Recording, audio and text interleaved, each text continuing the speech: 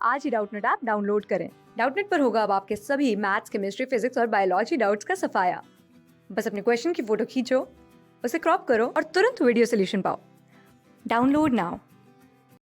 Assertion reason का हमें question दिया हुआ है जिसमें असर्शन है कि कॉम्पिटिटिव इनहिबिटर को हम सबस्ट्रेट एनालॉग भी कह सकते हैं। ये बात तो बिल्कुल सही है। कॉम्पिटिटिव इनहिबिटर क्या होता है? एंजाइम से रिलेटेड ये एक टर्म है। एंजाइम हम जानते हैं कि एक बायो कैटलिस्ट की तरह फंक्शन करता है, यानी ये कोई एक ऐसा सब्सटेंस होता है, ज़्यादातर प्रोटीनेशियस होता है, जो कि किसी लिविंग ऑर्गेनिज्म के अंदर, किसी लिविंग सेल के अंदर जो अलग अलग तरह की मेटाबॉलिक प्रोसेसेस चल रही होती हैं, केमिकल रिएक्शंस चल रही होती हैं, उनको स्पीड अप करने में, उनका रेट बढ़ाने में हेल्प करता है। अब इसके लिए होता क्या है, इस एंजाइम का जो स्ट्रक्चर होता है, हम देखेंगे कि उसमें एक पर्टिकुलर बाइंडिंग साइट होती है या एक्टिव साइट होती है, जिसकी हेल्प से एक पर्टिकुलर सबस्ट्रेट के साथ ये बाइंडिंग कर लेता है और फिर इस सबस्ट्रेट को ट्रांसफॉर्म करके इसकी केमिकल रिएक्शन का जो रेट है उसको बढ़ाने में ये हेल्प करता है। तो पर्टिकुलरली जो एंजाइम्स होते हैं, ज़्यादातर हम देखेंगे कि इनका नेचर काफ़ी स्पेसिफिक होता है।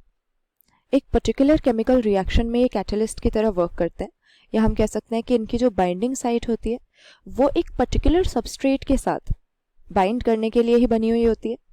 मगर कॉम्पिटिटिव इनहिबिटर या सबस्ट्रेट एनालॉग भी हम जिसको कहते हैं, वो कोई ऐसा सब्सटेंस है जो कि सबस्ट्रेट के जैसा सिमिलर है, यानी उसका जो स्ट्रक्चर है वो कुछ कुछ सबस्ट्रेट से मिलता जुलता रहेगा, और इसीलिए एंजाइम की बाइंडिंग साइट के साथ जो कॉम्पिटिटिव इनहिबिटर होता है वो जुड़ जाता है।